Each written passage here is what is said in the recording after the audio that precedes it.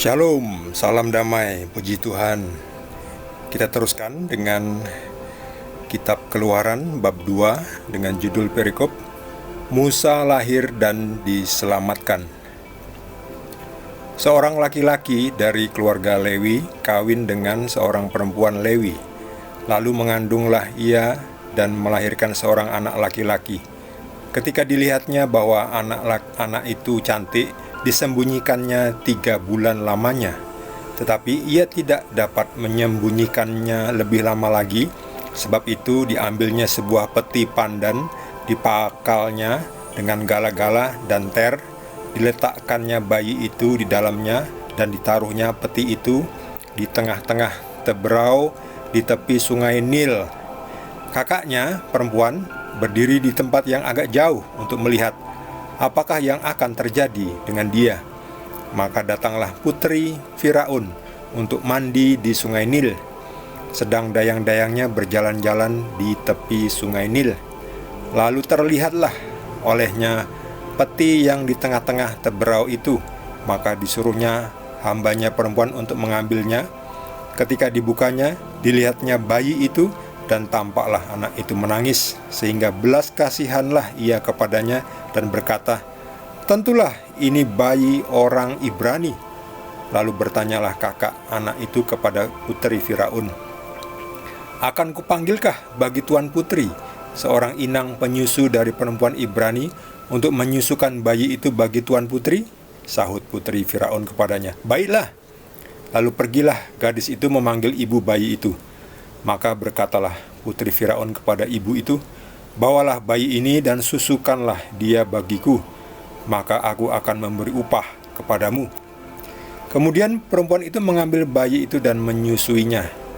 Ketika anak itu telah besar, dibawanyalah kepada putri Firaun, yang mengangkatnya menjadi anaknya dan menamainya Musa.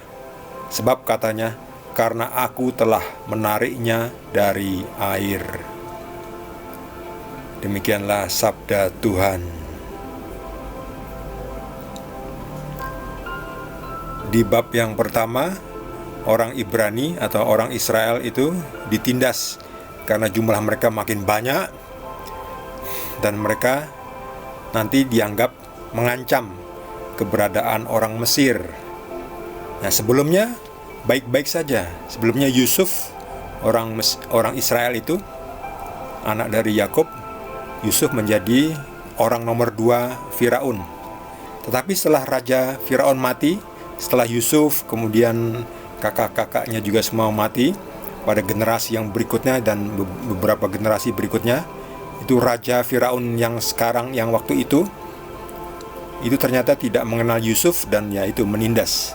Jadi setiap anak Ibrani atau anak Israel itu harus dibinasakan, dibunuh. Nah, suatu kali ada seorang keluarga Lewi, mereka melahirkan seorang anak. Anaknya ini bagus, disebutkan cantik, tetapi ini laki-laki, ini Musa. Tapi yang memberi nama Musa itu putri Firaun, Nah, ini dicoba diselamatkannya. Wah, masa anak ini mau istilahnya diaborsi. Waktu itu juga ada pembantaian kepada anak-anak Israel, anak-anak balita,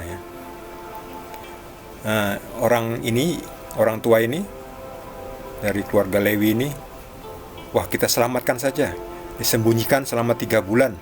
Tapi setelah 3 bulan lebih udah agak besar, waduh, gak bisa disembunyikan, bagaimana ini? Bagaimana ini? Kita hanyutkan saja di sungai, siapa tahu nanti ada orang yang mau membesarkannya.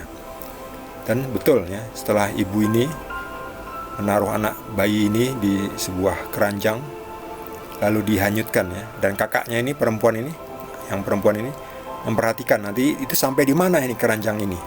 Ternyata diambil oleh putri Firaun. Ini putri Firaun dengan dayangnya ini membantu mengangkat. Kemudian dilihat, oh, ternyata bayi. Lalu timbul belas kasihan. Itu memang sudah rencana Tuhan, menimbulkan belas kasihan kepada bayi ini yang adalah nanti Musa.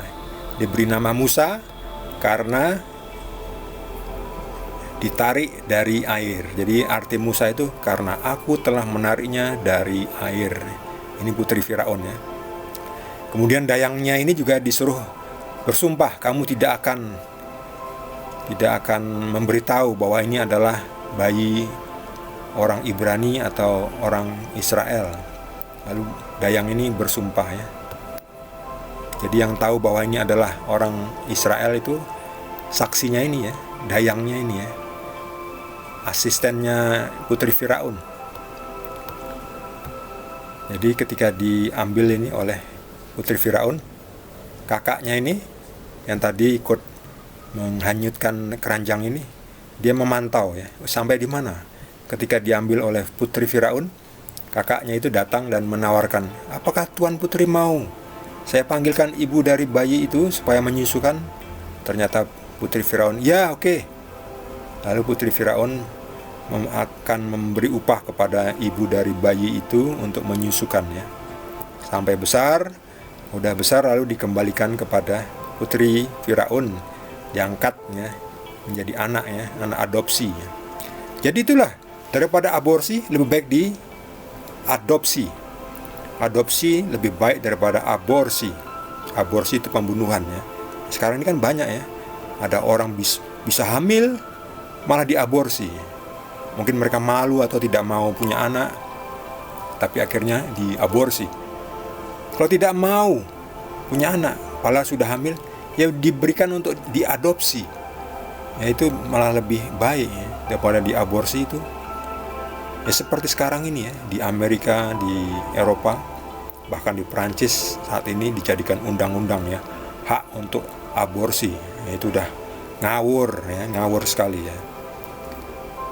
Yang untung waktu itu Musa akhirnya diadopsi oleh putri Firaun. Putri Firaun ini sebetulnya adalah Firaun yang